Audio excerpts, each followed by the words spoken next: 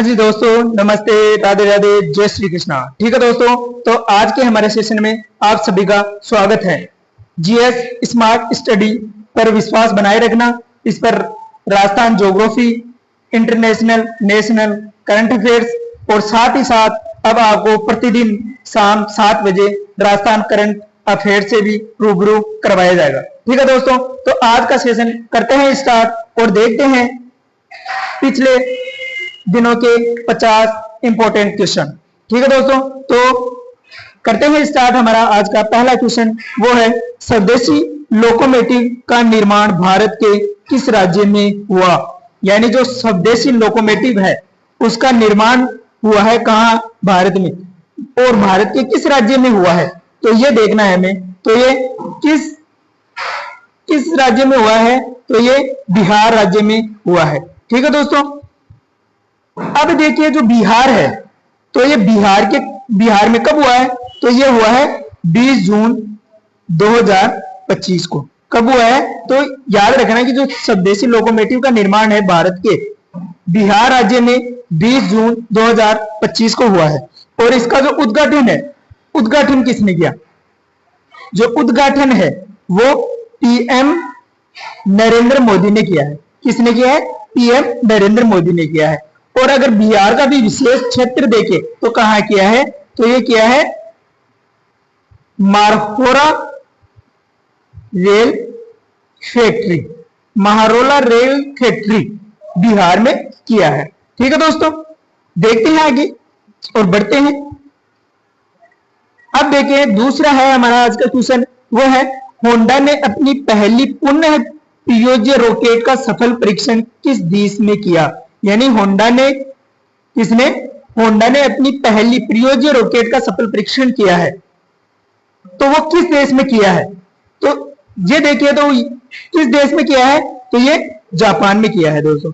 कहां किया है? जापान में। और कब किया है? तो ये किया है 17 जून 2025 को। ठीक है दोस्तों, तो ध्यान रखना कि जो 17 जून है उसको होंडा ने अपनी पहली प्रयोज्य रॉकेट का सफल परीक्षण किया है और जापान देश में किया है। ठीक है दोस्तों, ये है।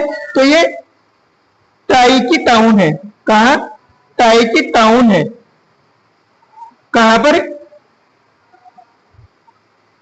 होक्काइडो प्रांत, जापान के, वहां किया गया है। ठीक है दोस्तों, अब ये है अमेरिका के बाद, अमेरिका में चीन। यानी पहले पर किसने?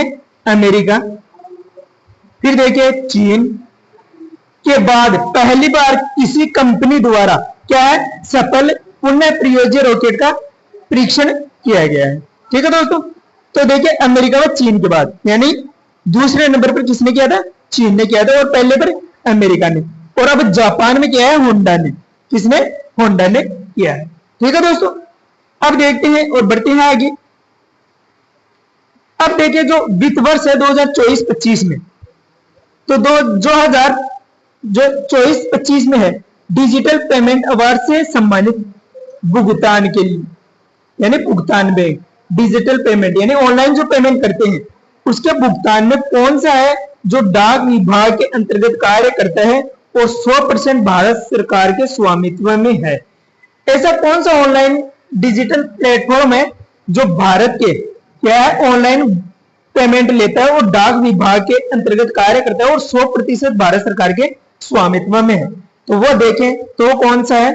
India post payment bank, IPPB. ठीक है दोस्तों, तो जो इंडिया पोस्ट पेमेंट बैंक है वो भारत सरकार के स्वामित्व में है 100% और डाक विभाग के अंतर्गत क्या है? कार्य करता है। ठीक है दोस्तों, अब देखें इसमें आगे देखते हैं। हाँ, तो कौन सा है? तो जो अवार्ड है वो इंडिया पोस्ट पेमेंट बैंक ने प्राप्त किया। ठीक है, कब का? 2024-25 के अनुसार।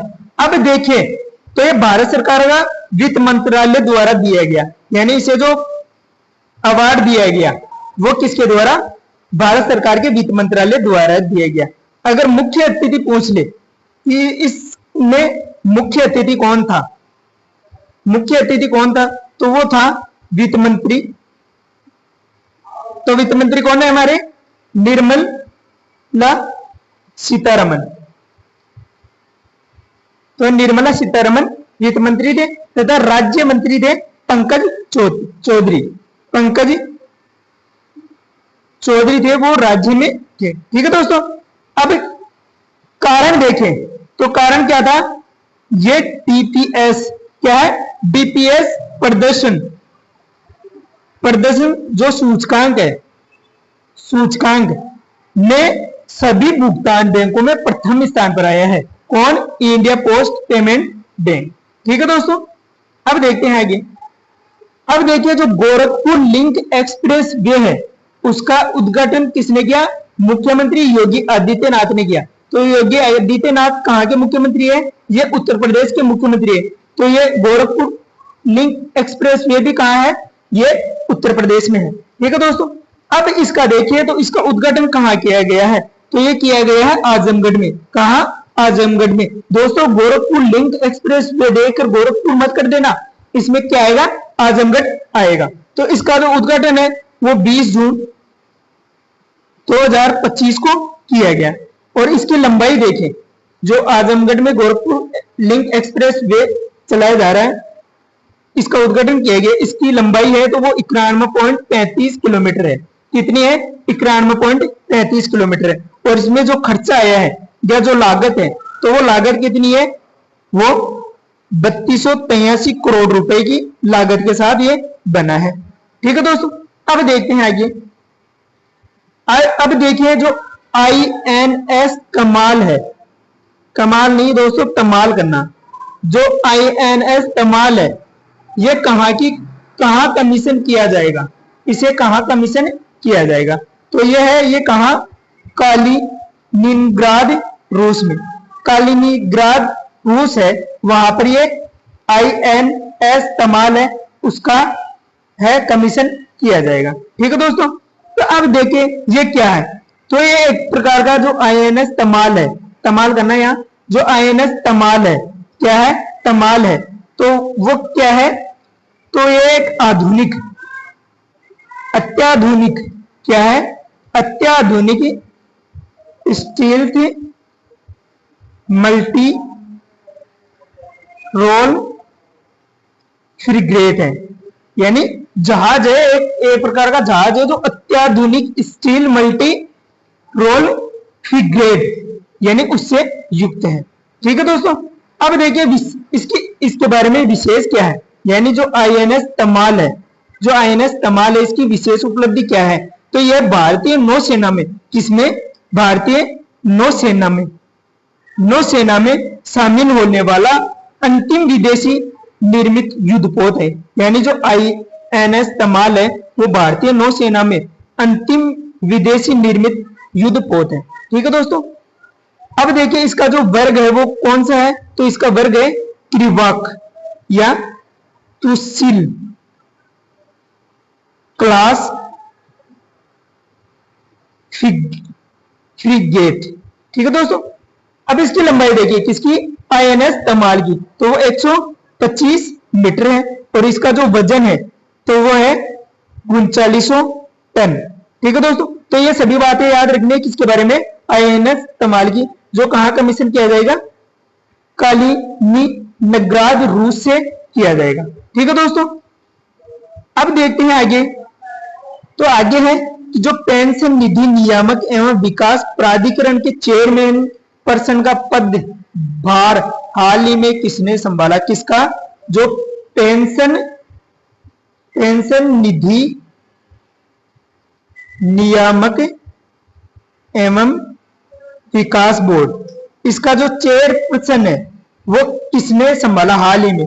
तो वो है शिव सुब्रमण्यम रमन। इन्होंने क्या है? जो पेंशन निधि नियामक एवं विकास प्राधिकरण है उसके चेयरपर्सन के रूप में पदभार संभाला है। ठीक है दोस्तों, अब देखते हैं आगे। अब देखिए तो जो 22 जून 2025 को है वो ओक्लाहोमा सिटी थंडर में इंडियाना पेपर्स को कितने से हराकर पहला NBA खिताब जीता है? दोस्तों इंपॉर्टेंट है, वेरी इंपॉर्टेंट लगा लेना कि जो 22 जून 2025 को ओक्लाहोमा सिटी थंडर में इंडियाना पेपर्स को कितने से हराकर पहला एनबीए खिताब जीता है? तो वो 7 से हराकर ये खिताब जीता है। ठीक है दोस्तों, अब देखते हैं आगे। आगे देखिए तो कार्लोस अल्काराज, जो कार्लोस अल्काराज है, उन्होंने किसको हराते हुए HSBC चैंपियनशिप 2025 का फाइनल अपने नाम कर लिया है, जो उसका दूसरा किंग्स क्लब ऑफ खिताब है।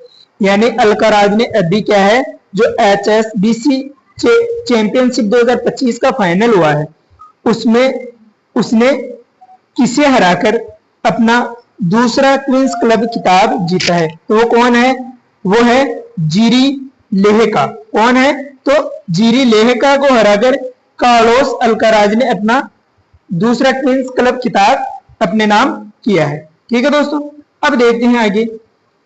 अब देखें तो निम्न में से मिजोरम और गोवा के बाद कौन सा राज्य भारत का तीसरा पूर्ण साक्षर राज्य बना है? यानी मिजोरम और गोवा, ये दोनों तो क्या है, पहले से साक्षर थे। यानी पहले से साक्षर कौन से थे? तो मिजोरम और गोवा। अब तीसरा राज्य, यानी तीसरा राज्य और बन गया है पूर्ण साक्षर। तीसरा राज्य पूर्ण साक्षर की हम बात करें तो वो कौन सा राज्य है जो पूर्ण साक्षर बना है?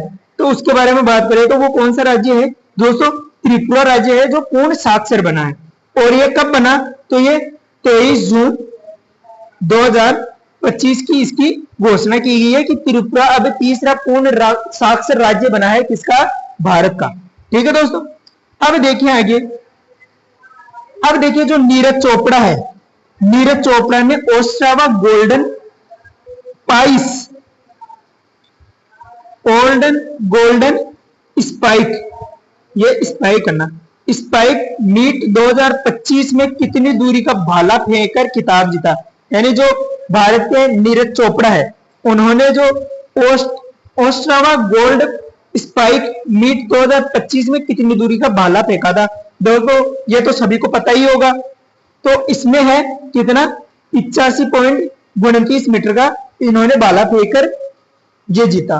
अब ये जो ओस्ट्रावा गोल्ड स्पाइक मीट 2025 हुआ, ये कहां हुआ? तो ये ओस्ट्रावा है। कहां का है ओस्ट्रावा? तो ये ओस्ट्रावा है वो चेक गणराज्य का है। कहां का? चेक गणराज्य। तो ये चेक गणराज्य में ये हुई थी। ठीक है, तो यहाँ जो नीरज चोपड़ा है, कौन? जो नीरज चोपड़ा है वो लगातार दूसरे इवेंट में चैंपियनशिप बने। यानी ये पहले भी पेरिस डायमंड लीग में भी जीत दर्ज की थी इन्होंने। और दूसरे स्थान पर डो स्मिथ, यानी जो नीरज चोपड़ा है ये तो पहले स्थान पर, और दूसरे स्थान पर देखें तो कौन था? वो डो स्मिथ था। स्मिथ जो कि कहां के? दक्षिणी अफ्रीका के रहने वाले थे। इन्होंने 84.12 मीटर का भाला फेंका था। ठीक है दोस्तों, तो ये याद रखना है। अब देखते हैं जो बैंक ऑफ बड़ौदा है, यानी जो बैंक ऑफ बड़ौदा है कि हाल ही की जो रिपोर्ट के अनुसार FY 26, कौन सी? FY जो 26 है में भारत का राज्य स्तरीय पूंजीगत व्यय कितना होने की संभावना है? किसके अनुसार? जो बैंक ऑफ बड़ौदा है उसकी रिपोर्ट के अनुसार। तो उसकी रिपोर्ट के अनुसार अगर हम देखें तो वो कौन सा है? तो वो है 10.2 करोड़ रुपए का पूंजीगत व्यय है। अब देखिए तो वित्त वर्ष कब का है ये? ये वित्त वर्ष है, ये वित्त वर्ष 2026 व 28 तक का इन्होंने बैंक ऑफ बड़ौदा ने जारी किया है। ठीक है दोस्तों, तो जो 2026 है उसमें कितना? 10.2 करोड़, और जो 28 है कभी? 2025। दोस्तों सॉरी मिसप्रिंट हो गया। जो 2025 है उसमें कितना रहा था? तो उसमें कितना था? तो इसमें 8.7% था। यानी अब बढ़कर 10.2 करोड़ हो गया है। ठीक है दोस्तों, अब अगर इसमें राज्यों की बात करें तो शीर्ष राज्य बात करें, हम शीर्ष 3 राज्यों की बात करते हैं तो उत्तर प्रदेश रहा है कितना? 16.3%। फिर देखिए गुजरात देखिए तो 9.4%। और फिर देखिए महाराष्ट्र तो महाराष्ट्र देखिए 8.3% रहा है। ठीक है दोस्तों, अब बढ़ते हैं आगे। अब देखिए बिहार के मुख्यमंत्री, यानी जो बिहार के मुख्यमंत्री है, बिहार के मुख्यमंत्री ने गंगा नदी पर बने 6 लेन वाले पुल का उद्घाटन किया, जो पटना को राघोपुर से जोड़ता है। यानी पटना को राघोपुर से जोड़ने वाले पुल का बिहार के मुख्यमंत्री ने जो है वो उद्घाटन किया है। तो बिहार के जो मुख्यमंत्री है वो कौन, किसने किया है इसका उद्घाटन? तो वो किसने किया है? तो नीतीश कुमार ने किया। अब इसकी लंबाई देखें, इस पुल की लंबाई देखें तो वो 4.57 किलोमीटर है। ठीक है दोस्तों, तो ये याद रखना है कि पुल की लंबाई कितनी है? 4.57 किलोमीटर। अब देखिए जो दक्षिणी कोरिया है, क्या दक्षिण कोरिया के राष्ट्रपति ली द्वारा घोषित मंत्रिमंडल में किसे रक्षा मंत्री नियुक्त किया गया है? यानी दक्षिण कोरिया के जो राष्ट्रपति है उस वहां मंत्रिमंडल का जो है वो मंत्रिमंडल बनाएगी, तो उसमें किसे रक्षा मंत्री नियुक्त किया गया है? तो दोस्तों ये प्रश्न भी आपको याद रखना है कि किसे रक्षा मंत्री बनाया गया। तो रक्षा मंत्री किसे बनाया गया? तो वो बनाया गया आन न्यू बैंक को। आन न्यू बैंक को तो क्या बनाया गया? रक्षा मंत्री बनाया गया, जो 1961 के बाद पहले गैर सैन्य रक्षा मंत्री है। यानी ये जो आन न्यू बैंक है वो पहले गैर रक्षा मंत्री है।